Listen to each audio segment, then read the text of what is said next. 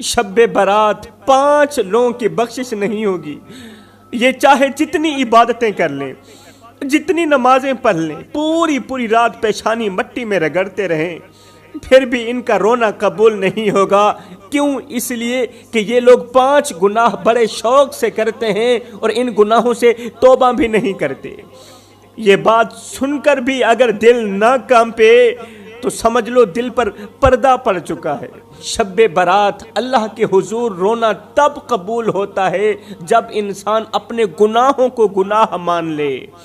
شب برات اللہ کے حضور گرنا تب قبول ہوتا ہے جب انسان اپنی خطاؤں کو خطائیں مان لے، اپنے گناہوں کو گناہ مان لے.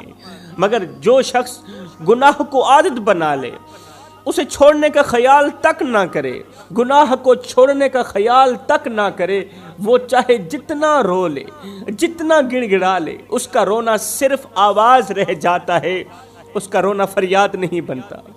کیونکہ اللہ کو وہ آنسو بہت پسند ہیں جن کے پیچھے توبہ ہو. اللہ کو وہ سجدے بہت محبوب ہیں جس کے بعد گناہوں سے نفرت ہونے لگے. اللہ کو وہ سجدے بہت زیادہ محبوب ہیں. میرے بھائیو، اصل خوف یہ نہیں کہ اس رات 5 لوگوں کی بخشش نہیں ہوگی. اصل خوف یہ ہے کہ کہیں ہم انہی 5 لوگوں میں شامل تو نہیں، ہم انہی 5 لوگوں میں کہیں شامل تو نہیں جو روتے بہت ہیں مگر ان کا رونا قبول نہیں ہوتا، مانگتے بہت ہیں مگر ان کا مانگنا ٹھکرا دیا جاتا ہے. میرے محترم بھائیو، شب برات کی فضیلت اس قدر گہری ہے کہ اگر انسان ایک لمحے بھی اس پر غور کر لے تو دل خود بخود جھک جاتا ہے. کیونکہ یہ وہ رات ہے جس میں اللہ تعالیٰ اپنے بندوں کی طرف خاص رحمت کے ساتھ متوجہ ہوتا ہے. اللہ کا فرمان ہے کہ وہ اپنے بندوں کے حال جانتا ہے، ان کے دلوں کے بھید دیکھتا ہے، ان کی نیتوں کو پرکھتا ہے. اللہ تعالیٰ اپنے بندوں کی نیتوں کو پرکھتا ہے اور جس کے دل میں سچائی ہو اس کے لیے معافی کے دروازے کھول دیتا ہے. اس رات اللہ تعالیٰ اپنی رحمت کو عام فرما دیتا ہے. آسمان سے زمین تک مغفرت کا اعلان ہوتا ہے اور بے شمار گنہگار صرف ایک سچی ندامت پر معاف کر دیے جاتے ہیں. بے شمار گنہگار ایک آنسو پر معاف کر دیے جاتے ہیں. اس رات آنسوؤں کی آواز نہیں سنی جاتی بلکہ دل کے ٹوٹنے کی گواہی لی جاتی ہے. یہ وہ رات ہے جس میں اللہ تعالیٰ بندے سے یہ نہیں پوچھتا کہ تو نے کتنا پڑھا، کتنی عبادت کی، بلکہ یہ پوچھتا ہے کہ تو کتنا بدلا، تیرے اندر انقلاب کتنا آیا، پچھلے گناہوں سے توبہ کی یا نہیں کی، آئندہ گناہ کرے گا یا نہیں کرے گا. شب برات اصل میں عبادت کی رات نہیں، یہ حساب کی رات ہے. قسم خدا کی یہ کوئی خاص عبادت کی رات نہیں، یہ حساب کی رات ہے جہاں گناہ گنے جاتے ہیں، نیت تولی جاتی ہے. اس لیے اس رات خاموشی بولتی ہے اور شور بے معانی ہو جاتا ہے. میرے محترم بھائیو، ساتھ ہی ساتھ میں اگر میں پچھلے گزرے ہوئے نبیوں اور رسولوں کا ذکر کروں تو ایک عجیب حقیقت سامنے آتی ہے. ایک عجیب حقیقت سامنے آتی ہے کہ ان سب کی زندگیاں ہمیں یہی سکھاتی ہیں کہ اللہ کے قریب وہی پہنچا جاتا ہے جو دن رات روتا ہے. اللہ کے قریب وہی پہنچتا ہے جس کا سر اللہ کے حضور جھک جاتا ہے. حضرت آدم علیہ السلام کو دیکھیں نا، ان کی کامیابی کا راز عبادت کی کثرت نہیں بلکہ غلطی مان لینا تھی. ہم تو گناہ کرتے ہیں پھر گناہ پر ڈٹ جاتے ہیں، پھر اس کو سچا ثابت کرنے کی بھرپور کوشش کرتے ہیں کہ ہم نے اچھا کیا، ٹھیک کیا. حضرت نوح علیہ السلام کی نجات کا سبب کشتی نہیں تھی بلکہ صبر تھا، کیونکہ اللہ تعالیٰ صبر کرنے والوں کے ساتھ ہوتا ہے. حضرت ابراہیم علیہ السلام کو آگ سے عبادت نے نہیں بچایا بلکہ دل کی توحید نے بچایا. عبادت نے نہیں بچایا تھا، وہ صرف اللہ کو مانتے تھے، اللہ پر یقین رکھتے تھے. اس یقین نے حضرت سیدنا ابراہیم علیہ السلام کو آگ سے بچا لیا. حضرت یوسف علیہ السلام کو تخت عبادت سے نہیں ملا بلکہ اپنے کردار سے ملا. یہ سمجھ کر کسی نے یوسف کو تخت پر نہیں بٹھایا تھا کہ یہ اللہ کے نبی ہیں، یہ سمجھ کر تخت پر بٹھایا گیا کہ آپ کا کردار کیسا ہے۔ حضرت موسیٰ علیہ السلام کے لیے سمندر نے راستہ نہیں چھوڑا بلکہ یقین نے چھوڑا، اللہ پر کامل یقین تھا۔ حضرت ایوب علیہ السلام کی آزمائش عبادت سے نہیں ٹلی بلکہ صبر سے ٹلی۔ حضرت یونس علیہ السلام ایک اندھیرے سے نکلے، اس لیے نہیں کہ وہ نبی تھے بلکہ اس لیے کہ انہوں نے مان لیا کہ غلطی ہو گئی ہے، اللہ تو معاف کرنے والا ہے۔ حضرت عیسیٰ علیہ السلام کی زندگی میں بلندی کا راز، پرواز کا راز کرامت نہیں بلکہ رحم تھا، خاشیت تھی، اللہ پر پختہ یقین تھا۔ اور پھر میرے کریم نبی کی پوری حیات ہمیں یہ سمجھاتی ہے کہ اللہ کے قریب وہی ہے جس کے دل میں عاجزی ہے، زبان میں نرمی ہے اور عمل میں سچائی ہے، اللہ کے قریب تو وہی ہے۔ اگر انبیاء علیہم السلام کی یہ زندگیاں شب برات کے آئینے میں دیکھیں تو ایک بات ضرور سمجھ آتی ہے کہ یہ رات عبادت دکھانے کی نہیں بلکہ اندر کا انسان بدلنے کی رات ہے، اور جو اس رات بدل گیا وہی اصل میں کامیاب ہوا۔ میرے محترم بھائیو، اب میں آپ کو تھوڑا سا شب برات کی فضیلت کے بارے میں بتانا چاہتا ہوں، کیونکہ یہ رات عام راتوں جیسی نہیں بلکہ یہ وہ رات ہے جس میں اللہ تعالیٰ اپنے بندوں کی طرف خاص توجہ فرماتا ہے۔ یہ وہ رات ہے جس میں گناہوں کے بوجھ تلے دبے ہوئے لوگ بھی اگر سچے دل سے پلٹ آئیں تو پاک ہو جاتے ہیں، پاک ہو جاتے ہیں، اور برسوں کی خطائیں ایک لمحے میں معاف ہو جاتی ہیں۔ میرے کریم نبی نے اس رات کی عظمت بیان کرتے ہوئے امت کو متوجہ کیا کہ یہ رات صرف جاگنے کی نہیں بلکہ یہ رات اللہ کی طرف لوٹ آنے کی رات ہے، توبہ کرنے کی رات ہے۔ اس لیے میرے کریم نبی نے اس رات زیادہ خاموشی اختیار کی، زیادہ استغفار کیا اور اپنی امت کے لیے دل سے دعا کی۔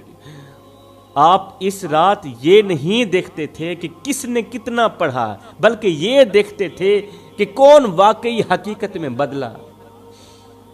لہٰذا ہمیں بھی اس رات کو صرف عبادت کی گنتی میں نہیں گزارنا چاہیے بلکہ دل کی اصلاح میں گزارنا چاہیے۔ ہمیں شب برات کو صرف عبادت کی گنتی میں نہیں گزارنا چاہیے بلکہ دل کی اصلاح میں گزارنا چاہیے۔ اپنی زبان کو نرم کریں، دل سے کینہ نکالیں، جن کا حق دبایا وہ واپس کریں، اور اللہ کے سامنے یہ وعدہ کریں کہ اب ہم گناہ کو شوق نہیں بنائیں گے۔ اگر ہم نے اس رات اپنے اندر کا انسان ٹھیک کر لیا تو شب برات ہمارے لیے نجات کی رات بن جائے گی، اور اگر ہم نے صرف رسم ہی نبھائی تو ڈر ہے کہ یہ عظیم رات بھی ہمارے حق میں گواہ نہ بن جائے۔ شب برات یہ وہی رات ہے جس میں اللہ تعالیٰ کی طرف سے فیصلے کیے جاتے ہیں، آنے والے پورے سال کے لیے فیصلے کیے جاتے ہیں۔ کس کو صحت ملے گی، کس پر آزمائش آئے گی، کس کے رزق میں وسعت ہوگی اور کس کے رزق میں تنگی آئے گی، کس کی زندگی میں سکون آئے گا اور کس کے حصے میں بے چینی آئے گی، یہ سب اسی رات طے کیا جاتا ہے۔ یہ وہ رات ہے جس میں انسان کی تقدیر لکھی نہیں جاتی بلکہ دہرائی جاتی ہے، یعنی جو بندہ جیسا رہا، جو نیت لے کر جیا، جو گناہ پر اڑا رہا، جو توبہ کی طرف جھکا، اس کے مطابق اس کے فیصلے مضبوط کر دیے جاتے ہیں۔ اس رات اللہ بندے کی پیشانی نہیں دیکھتا بلکہ دل کا رخ دیکھتا ہے، آنسوں کی مقدار نہیں دیکھتا بلکہ ندامت کی سچائی دیکھتا ہے۔ جو اس رات اللہ کے سامنے جھک کر یہ مان لے کہ میں غلط ہوں، میں بدلنا چاہتا ہوں، اس کے لیے فیصلے آسان ہو جاتے ہیں، اور جو ضد پر اڑا رہے اس کے لیے یہی رات حجت بن جاتی ہے۔ اس لیے شب برات کو تقدیر بدلنے کی رات کہا جاتا ہے، مگر صرف اس کے لیے جو خود کو بدلنے پر آمادہ ہو، توبہ کرنے پر آمادہ ہو، ورنہ یہ رات بھی گزر جاتی ہے اور انسان وہیں کا وہیں رہ جاتا ہے۔ یہ رات بھی دوسری راتوں کی طرح گزر جاتی ہے مگر انسان وہیں کا وہیں رہ جاتا ہے۔ یہ وہ بابرکت رات ہے جس میں اللہ تعالیٰ خود پہلے آسمان پر تشریف لا کر آواز دیتا ہے کوئی بخشش طلب کرنے والا، میں اسے بخش دوں۔ ہے کوئی معافی مانگنے والا کہ میں اسے معاف کر دوں؟ غفلت کی نیند میں سو جانے والوں، دنیا کے کاموں میں کھو جانے والوں، اپنے رب کو بھول جانے والوں، سن لو، کان کھول کر سن لو، تم اپنے رب کو بھول گئے ہو مگر تمہارا رب تمہیں نہیں بھولا۔ وہ رب جسے تم دن میں ایک بار بھی یاد نہیں کرتے، وہ رب رات کی تنہائی میں تمہیں پکار کر کہہ رہا ہوتا ہے اور آواز دیتا ہے پہلے آسمان پر آ کر، ہے کوئی مجھ سے رزق مانگنے والا، میں اسے ایسا عطا کر دوں کہ بڑے بڑے بادشاہ اس پر رشک کرنے لگے۔ ہے کوئی ٹوٹا ہوا دل لے کر آنے والا کہ میں اسے جوڑ دوں، ہے کوئی پریشان حال کہ میں اس کی پریشانی کو دور کر دوں، ہے کوئی گناہوں کے بوجھ تلے دبا ہوا کہ میں اس کا بوجھ ہلکا کر دوں۔ یہ وہ رات ہے جس میں رب بندے کی طرف قدم بڑھاتا ہے، خود رب بندے کی طرف قدم بڑھاتا ہے۔ شرط یہ نہیں کہ بندہ کتنا گنہگار ہے، شرط یہ ہے کہ بندہ کتنا سچا ہے۔ اس رات اللہ دکھاوے کے آنسو نہیں دیکھتا، وہ دل کی گہرائی میں چھپی ہوئی آہ کو سنتا ہے، آہ کو دیکھتا ہے۔ یہ وہ گھڑی ہے جس میں بندہ اگر سچ مچ اپنے رب کی طرف لوٹ آئے تو ماضی کے گناہ بھی مستقبل کے لیے رحمت بن جاتے ہیں۔ شب برات 5 لوگوں کی بخشش نہیں ہوگی، 5 لوگوں کی بخشش نہیں ہوگی، یہ چاہے جتنی عبادتیں کر لیں، جتنے روزے رکھ لیں، جتنی نمازیں پڑھ لیں، پوری رات پیشانی مٹی میں رگڑتے رہیں، پھر بھی ان کا رونا قبول نہیں ہوگا۔ یہاں تک کہ میرے کریم نبی نے فرمایا، صحابہ میں قیامت کے دن ہر ایک گنہگار کی سفارش کروں گا مگر ان 5 گنہگاروں کی سفارش نہیں کروں گا۔ سفارش کرنا تو رہی دور کی بات، محمد ان کی طرف دیکھنا بھی گوارا نہیں کرے گا۔ میرے بھائیوں، قسم خدا کی آج بھی ہم سب اسی ایک امید پر جی رہے ہیں کہ قیامت کے دن وہ ہستی ہماری طرف بس ایک نظر دوڑائے گی، ایک نظر ہم پر ڈال دے گی اور ہم غریبوں کا، ہم گنہگاروں کا کام بن جائے گا۔ کریم نبی کی نظر پڑتے ہی ہماری خطائیں دھل جائیں گی، ہمارے دل ہلکے ہو جائیں گے۔ مگر میرے بھائیوں، کبھی سوچا ہے اگر اس دن وہ ہستی ہمارا گناہوں میں ڈوبا ہوا چہرہ دیکھنا گوارا ہی نہ کرے، بتاؤ تو صحیح اس دن ہم کہاں جائیں گے؟ اگر وہ ہمارا گناہوں میں ڈوبا ہوا چہرہ، خطاؤں میں ڈوبا ہوا گندا چہرہ دیکھنا گوارا ہی نہ کرے، بتاؤ تو صحیح ہم کہاں جائیں گے؟ میرے بھائیوں، مسئلہ یہ نہیں کہ ہم گنہگار ہیں، مسئلہ یہ ہے کہ ہم گناہ پر فخر کرتے ہیں، ہم چھپ کر گناہ کرنے کے بعد اس گناہ کی لذت کے بارے میں لوگوں کو بتاتے ہیں جیسے ہم نے کوئی بہت بڑا کارنامہ سر انجام دے دیا۔ مسئلہ یہ نہیں کہ ہم پھسل جاتے ہیں، مسئلہ یہ ہے کہ ہم پھسلنے کے بعد شرمندہ نہیں ہوتے، مسئلہ یہ نہیں کہ ہم سے غلطی ہو جاتی ہے، مسئلہ یہ ہے کہ ہم غلطی کو بھی درست ثابت کرنے کی بھرپور کوشش کرتے ہیں، ہم گناہ بھی کرتے ہیں اور پھر اس کے لیے دلیلیں بھی گھڑتے ہیں، ہم ضمیر کی خلش کو ہنسی میں اڑا دیتے ہیں۔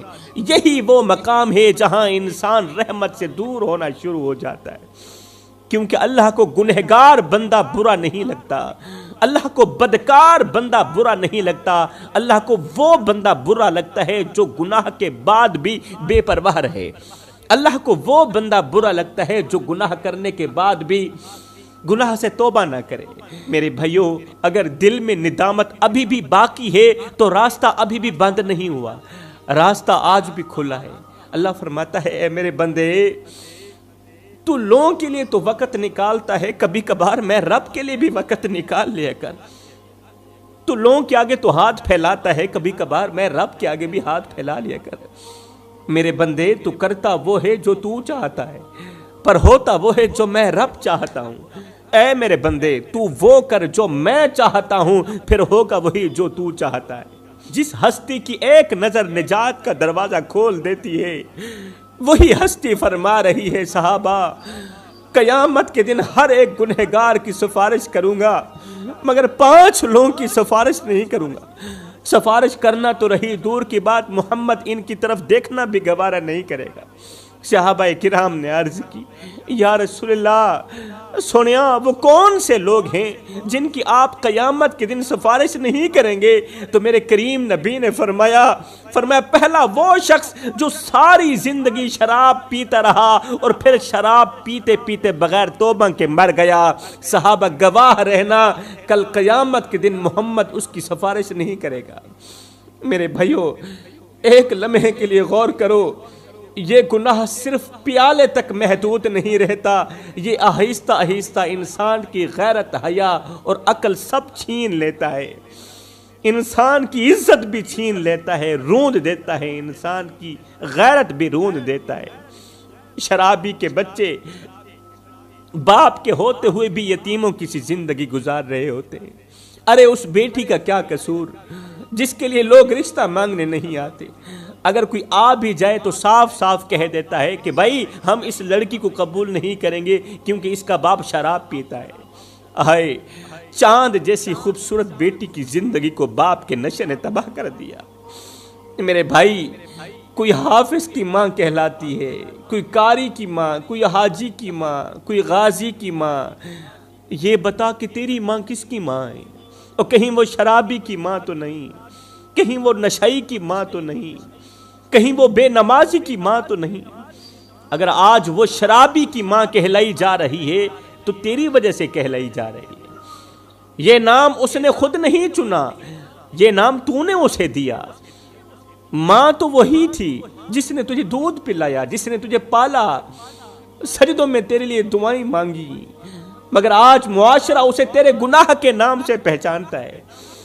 آج معاشرہ اسے تیری شراب کے نام سے پہچانتا ہے کہ یہ شرابی کی ماں ہے۔ سوچ جب لوگ تیرے نام کے ساتھ تیری ماں کو یاد کرتے ہوں گے تو ماں کے دل پر کیا گزرتی ہوگی؟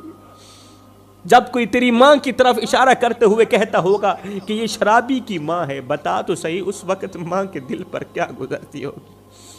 اس لیے تو میرے کریم نبی نے فرمایا جو شراب پیے گا قیامت کے دن محمد اس کی طرف دیکھنا بھی گوارا نہیں کرے گا۔ صحابہ کرام نے عرض کی یا رسول اللہ دوسرا کون سا شخص ہے؟ یا رسول اللہ دوسرا کون سا شخص ہے جس کی آپ قیامت کے دن سفارش نہیں کریں گے؟ میرے کریم نبی نے فرمایا دوسرا وہ شخص جو ساری زندگی ماں باپ کو دکھ دیتا رہا، جو ساری زندگی ماں باپ کی آنکھوں سے آنسو نکالتا رہا، ساری زندگی ماں باپ کو درد دیتا رہا اور پھر ماں باپ سے صلح کیے بغیر مر گیا۔ صحابہ گواہ رہنا محمد قیامت کے دن اس کی سفارش نہیں کرے گا۔ وہ ماں جس نے تجھے پہلی بار چلتے دیکھا تو اللہ کا شکر ادا کیا، خوش ہو گئی تھی، اللہ کا شکر ادا کیا تھا، آج وہ ماں تیرے لہجے سے ڈرتی ہے، تیرے سامنے ڈر ڈر کے بات کرتی ہے۔ میرے بھائیو حقیقت تو یہ ہے کہ جب اولاد دنیا کی دولت سے مالا مال ہو جائے، جب اولاد دنیا کی دولت سے مالا مال ہو جائے تو ماں باپ ڈر ڈر کے بات کرتے ہیں کہ کہیں اولاد ناراض نہ ہو جائے، اور جب اولاد دین کی دولت سے مالا مال ہو جائے تو پھر اولاد ڈر ڈر کے بات کرتی ہے کہ کہیں ماں باپ ہم سے ناراض نہ ہو جائیں۔ وہ ماں جس نے تمہیں اپنی گود میں رکھ کر تمہیں ہر خوف سے بچایا، آج وہ ماں تیرے لہجے کے خوف میں جی رہی ہے۔ پھر ایک دن ایسا آتا ہے جب ماں کا بستر خالی ہو جاتا ہے، باپ کی آواز ہمیشہ کے لیے خاموش ہو جاتی ہے۔ جب ماں باپ چلے جاتے ہیں تب اولاد کو یاد آتا ہے کہ ایک بار گلے لگانا باقی رہ گیا تھا، ایک بار معافی مانگنا رہ گیا تھا، ایک بار امی آپ ٹھیک ہے نا، ابو آپ ٹھیک ہے نا، آپ کو کسی چیز کی ضرورت تو نہیں ہے، بس یہ پوچھنا باقی رہ گیا تھا۔ مگر اس دن نہ ماں سنتی ہے نہ باپ سنتا ہے، اس دن صرف قبر کی مٹی ہوتی ہے اور اولاد کے ہاتھوں میں صرف پچھتاوا ہوتا ہے۔ صحابہ کرام نے عرض کی یا رسول اللہ سونیا تیسرا کون سا شخص ہے جس کی آپ سفارش نہیں کریں گے؟ سفارش کرنا تو رہی دور کی بات، قیامت کے دن آپ اس کی طرف دیکھنا بھی گوارا نہیں کریں گے۔ میرے رسول کریم نے فرمایا صحابہ تیسرا وہ جو اپنی 3 انچ کی پیشانی اللہ کے سوا کسی غیر کے آگے جھکاتا رہا، اللہ کے سوا یہ 3 انچ کی پیشانی کسی غیر کے آگے جھکاتا رہا اور جھکاتے جھکاتے بغیر توبہ کے مر گیا۔ صحابہ یاد رکھنا، قیامت کے دن محمد اس کی سفارش نہیں کرے گا۔ میرے بھائیو، وہ سر جسے صرف رب کائنات کے آگے جھکنا تھا، مگر جب انسان اسے دولت کے آگے جھکا دیتا ہے، کسی طاقتور کے آگے وہ سر جھکا دیتا ہے، کسی منصب، کسی رتبے یا اقتدار کی کرسی کے آگے جھکا دیتا ہے، تو دراصل وہ اپنی عزت کو خود اپنے ہاتھوں سے مٹی میں ملا رہا ہوتا ہے۔ اس لیے میرے بھائیو، یہ بات دل میں بٹھا لو، یہ بات دل میں بٹھا لو، پیشانی اگر بچانی ہے تو صرف اللہ کے آگے جھکاؤ۔ قیمتی سر، قیمتی عزت اگر بچانی ہے تو یہ پیشانی صرف اللہ کے آگے جھکاؤ، کیونکہ جو سر اللہ کے سوا کسی اور کے آگے جھک گیا، وہ سر قیامت کے دن اللہ کے حضور اٹھنے کے قابل نہیں رہے گا۔ صحابہ کرام نے عرض کی، یا رسول اللہ، چوتھا کون سا شخص ہے؟ چوتھا کون سا شخص ہے جس کی آپ قیامت کے دن سفارش نہیں کریں گے؟ میرے رسول کریم نے فرمایا، صحابہ، چوتھا شخص ہے رشتے ناتے توڑنے والا، لوگوں کے دلوں میں نفرت کے بیج بونے والا، میاں بیوی کے درمیان جھگڑے کروانے والا۔ یہ وہ بدقسمت شخص ہے، قیامت کے دن محمد سفارش کرنا تو رہی دور کی بات، اس کی طرف دیکھنا بھی